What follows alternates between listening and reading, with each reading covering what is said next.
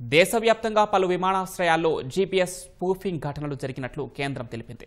ఢిల్లీ, ముంబై, కోల్కతా, అమృత్సర్, హైదరాబాద్, బెంగళూరు, చెన్నై విమానాశ్రయాల్లో ఇలాంటి ఘటనలు నమోదైనట్లు రాజ్యసభకు పౌర విమానయాన శాఖ మంత్రి కె రామ్మోహన్ నాయుడు తెలిపారు.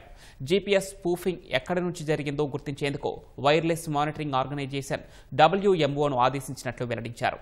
ఇటీవల ఢిల్లీ విమానాశ్రయంలో సాంకేతిక సమస్య కారణంగా దేశవ్యాప్తంగా వందల సంఖ్యలో విమానాల రాకపోకలకు అంతరాయం ఏర్పడింది.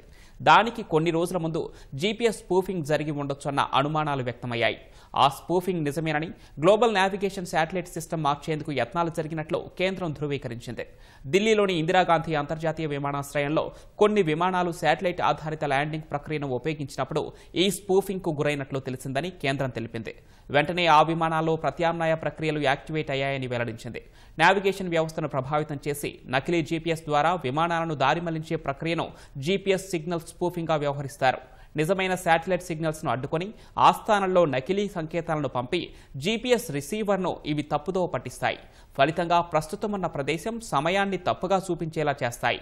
పౌర విమానాలే లక్ష్యంగా అంతర్జాతీయ మార్గాలలో ఈ తరహాలో జరిగిన సైబర్ దాడులు తరచూ వెలుగు చూస్తున్నాయి.